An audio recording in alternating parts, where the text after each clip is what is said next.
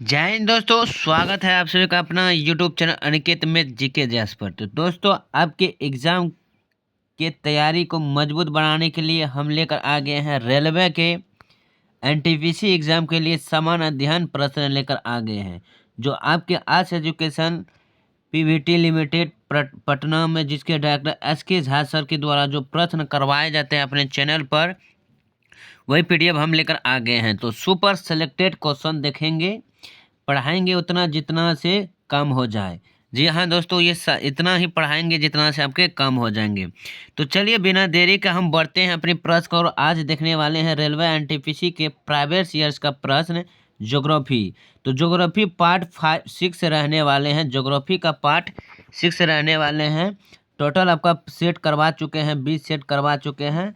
History, geography, polity, communist, सारे प्रश्न करवा चुके हैं। तो जो लोग नहीं देखे हैं जाकर प्ले लिस्ट में जाकर के देख सकते हैं। तो चलिए हम बढ़ते हैं ज्योग्राफी का जो बचे हुए प्रश्न है। अभी इसमें हम ज्योग्राफी टोटल देखेंगे 500 प्रश्न।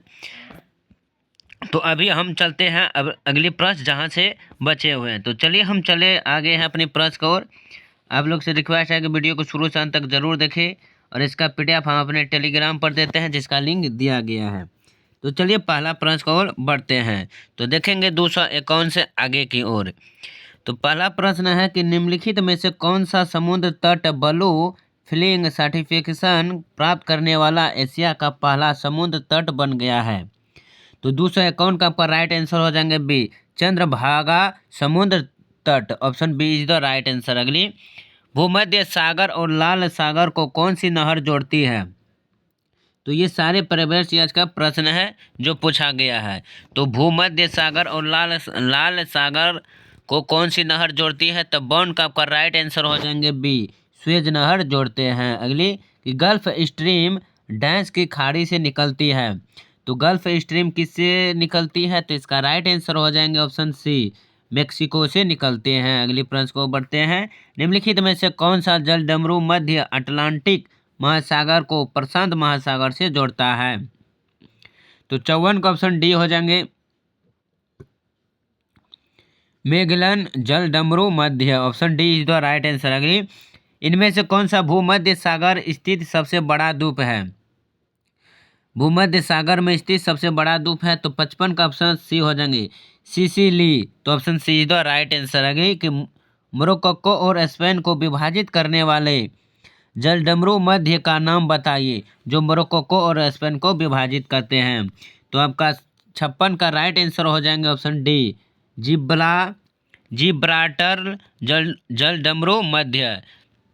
तो option D is the right answer. अगली, कि 2011 की जनगणना के अनुसार भारत का लिंगानुपात कितना था। तो इसका राइट आंसर हो जाएंगे सल्तन का option C is the right answer, 904। अगली प्रश्न, कि 2011 की जनगणना के अनुसार भारत का सबसे अधिक आबादी वाला राज्य है। तो 2011 की जनगणना अनुसार वो तमिलनाडु हो जाएंगे। Option B is the right answer, option D is the right answer, Uttar Pradesh. अगली, 2011 के भारतीय जनगणना के अनुसार केरल का लिंगानुपात जो कि प्रति 1000 पुरुषों पर महिलाओं की संख्या कितनी थी। तो 259 का आपका राइट आंसर हो जाएंगे बी, 1084। अगली प्रश्न, 2011 जनगणना के अनुसार भारत में महिला साक्षरता दर का प्रतिशत कितना था। तो 60 का ऑप्शन डी हो जाएंगे, 65.46%। अगली, 2011 के जनगणना के अनुसार डैश भारत का सबसे अधिक आबादी वाला राज्य है। तो 261 का ऑप्शन बी हो जाएंगे, उत्तर प्रदेश राज्य। अगली, 2001 की जनगणना रिपोर्ट के अनुसार भारत में किस देश से आने वाली प्रवासियों की संख्या सर्वाधिक है।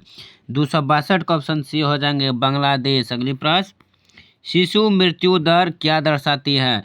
तो शिशु मृत्यु दर क्या दर्शाती है। तो ऑप्शन बी, उस विशेष वर्ष में पैदा हुए 1000 जीवित बच्चों में से 1 वर्ष से कम आयु में मरने वाले बच्चों की संख्या का अनुपात। अगली, 2011 की जनगणना के अनुसार किसे साक्षर व्यक्ति माना जाता है। 2011 के अनुसार। तो 64 का आपका राइट आंसर हो जाएंगे, option A is the right answer. 7 वर्ष या उससे अधिक आयु व्यक्ति जो किसी भाषा को समझने के साथ पढ़ एवं लिख सकता है। अगली प्रश्न, 2011 की जनगणना के अनुसार निष्कर्षों के अनुसार भारत का सर्वाधिक सघन जनसंख्या वाला राज्य कौन सा है? तो 265 का आपका राइट आंसर हो जाएंगे सी, वो बिहार राज्य है। अगली, जनसंख्या वृद्धि पॉपुलेशन ग्रोथ के सिद्धांत को किसने विकसित किया? तो 66 का आपका सही आंसर सी हो जाएंगे मालथस ने। Option C is the right answer. अगली कि 2011 की जनगणना के अनुसार निम्नलिखित में से कौन सा राज्य भारत का सबसे कम शहरीकृत राज्य है? तो भारत का कौन सा राज्य? तो 267 का ऑप्शन सी हो जाएंगे हिमाचल प्रदेश। किसी विशेष क्षेत्र की जनसंख्या 3 लाख से अधिक होने पर सरकार द्वारा किस समिति का गठन किया जाता है? 68 का ऑप्शन सी हो जाएंगे वार्ड समिति का। अगली, निम्नलिखित में से किस राज्य में सड़क का घनत्व सर्वाधिक है? किस राज्य में सड़क का घनत्व अधिक है? तो वो केरल राज्य में है। भारत में पहली समकालीन जनगणना कब की गई थी? भारत में पहली समकालीन जनगणना कब की गई थी? तो वो 1881 में किया गया था। अगली प्रश्न, 2011 के जनगणना के अनुसार भारत में जनसंख्या घनत्व कितना था? 2011 की जनगणना के अनुसार, तो इसका सही आंसर हो जाएंगे 382 व्यक्ति प्रति वर्ग किलोमीटर। अगली प्रश्न, 2011 के जनगणना के अनुसार इनमें से कौन सा भारत का सबसे अधिक आबादी वाला राज्य है? तो भारत का सबसे अधिक आबादी वाला राज्य कौन से है? तो ऑप्शन सी उत्तर प्रदेश। भारत में प्रथम जनगणना का आयोजन कब किया गया था? तो भारत में प्रथम जनगणना का आयोजन कब किया गया था? तो इसका सही आंसर हो जाएंगे 273 का option D is the right answer, 1872 में। अगली है कि 2011 के जनगणना के अनुसार इनमें से किस भारतीय राज्य का जनसंख्या घनत्व सबसे कम है? तो वो हो जाएंगे अरुणाचल प्रदेश का। Option D is the right answer. अगली, 2011 का जनगणना के अनुसार भारत में शहरी ग्रामीण जनसंख्या अनुपात लगभग कितना था? तो 75 का आपका सही आंसर हो जाएंगे बी, 31:69। 2011 के HDI, जिसे आप मानव विकास सूचकांक कहते हैं, तो रिपोर्ट के अनुसार निम्नलिखित में से किस राज्य में साक्षरता दर सर्वाधिक था? तो इसका राइट आंसर हो जाएंगे सी, केरल राज्य में। अगली प्रश्न, 2011 के जनगणना के अनुसार भारत का सर्वाधिक साक्षरता राज्य कौन सा है? तो इसका सही आंसर हो जाएंगे ऑप्शन बी, लक्षद्वीप। 2011 के जनगणना के अनुसार इनमें से किस राज्य में सर्वाधिक आदिवासी आबादी निवास करती है? 78 का ऑप्शन बी हो जाएंगे मध्य प्रदेश। अगली प्रश्न को ओर बढ़ते हैं कि 2011 के जनगणना के अनुसार भारत का तीसरा सर्वाधिक जनसंख्या वाला राज्य कौन सा है? तो तीसरा हो जाएंगे option C is the right answer, Bihar राज्य। अगली प्रश्न, 2011 के जनगणना के अनुसार भारत के जनसंख्या घनत्व कितना था? तो दोस्तों जनसंख्या घनत्व कितना था? 80 का ऑप्शन सी हो जाएंगे 382 व्यक्ति प्रति वर्ग किलोमीटर। इनमें से किस दशक में भारत की जनसंख्या वृद्धि ऋणात्मक वृद्धि दर के रूप में दर्ज की गई थी? तो 281 का ऑप्शन सी हो जाएंगे 1911 से 1921 तक। अगली प्रश्न कि 2011 की भारतीय जनगणना के मुताबिक 10 मिलियन से अधिक आबादी वाले शहरी पूंजी को मांग मेगा सिटीज के तौर पर जाना जाता है। तो इसका राइट आंसर हो जाएंगे ऑप्शन 82 का option B is the right answer 10। अगली प्रश्न, निम्न में से कौन सा आर्थिक भूगोल का उप क्षेत्र नहीं है? तो आर्थिक भूगोल का उप क्षेत्र कौन नहीं है? तो वो है जनसांख्यिकी। अगली है, भारत में पहली पशुधन गणना किस वर्ष के दौरान की गई थी? तो 284 का आपका राइट आंसर डी हो जाएंगे 1919 से 20 तक। भारतीय जनगणना 2011 के अनुसार किस राज्य का जनसंख्या घनत्व न्यूनतम था? तो वो घनत्व किस में है? तो इसका राइट आंसर ए हो जाएंगे सिक्किम राज्य का। घनत्व जनसंख्या अधिकतम तो वो लक्षद्वीप का। अगली प्रश्न, 2011 की जनगणना के अनुसार भारत का लिंगानुपात क्या था? तो 86 का आपका राइट आंसर हो जाएंगे ऑप्शन सी 940। भारत की 2011 की जनगणना के अनुसार भारत की लगभग कितने प्रतिशत जनसंख्या शहरी क्षेत्र में निवास करती है? तो कितने प्रतिशत? तो ऑप्शन ए 31.15% शहरी जनसंख्या निवास करती है। अगली है कि भोटिया भारत के किस राज्य से संबंधित अनुसूचित जनजातियों में से एक है? कौन जाति? भोटिया जनजाति।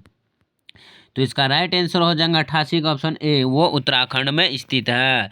इनमें से कौन सी जनजाति अंडमान एवं निकोबार द्वीप समूह में से संबंधित है? तो वो जाति कौन से है? तो option A is the right answer,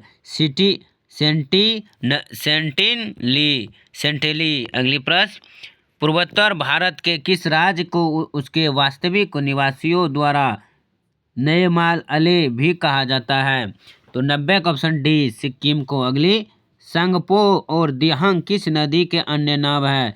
तो वो ब्रह्मपुत्र नदी का नाम है संगपोर और दिहांग। तो option A is the right answer. पश्चिम घाट में निम्नलिखित में से कौन सी स्थानिक प्रजाति नहीं पाई जाती है पश्चिमी घाट में? तो 92 का आपका राइट आंसर सी हो जाएंगे, ही स्पीड हरे। तो option C is the right answer. मानव जाति होमो पेशियंस के प्राचीनतम सदस्य के अवशेष डैश में देखा जा सकते हैं? तो इसका राइट आंसर हो जाएंगे 93 का ऑप्शन डी, अफ्रीका में। अगली प्रश्न, निम्नलिखित में से कौन सी जनजाति नागालैंड से संबंधित है? तो 94 का आपका राइट आंसर हो जाएंगे option A is the right answer, रेगमा। अगली प्रश्न,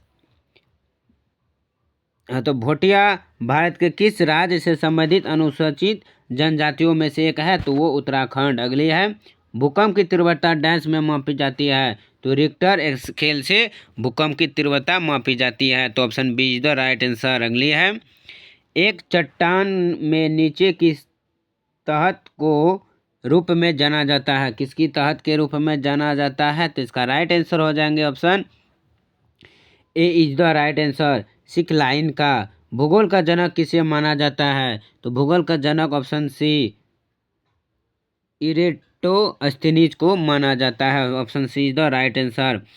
क्वार्टजाइट एक डैश प्रकार की चट्टान है? तो 99 का आपका राइट आंसर हो जाएगा ऑप्शन डी, कायांतरित चट्टान प्रकार के चट्टान है। निम्नलिखित में से कौन सा ज्वालामुखी नहीं है? तो इनमें से कौन ज्वालामुखी नहीं है? 300 का आपका राइट आंसर बी हो जाएंगे, मोट ब्लैक। अगली प्रश्न, ग्रेनाइट चट्टाने किस प्रकार की चट्टाने होती है? तो ग्रेनाइट किस प्रकार की चट्टाने होती है? तो 301 का राइट आंसर बी हो जाएंगे, आग्नेय चट्टाने।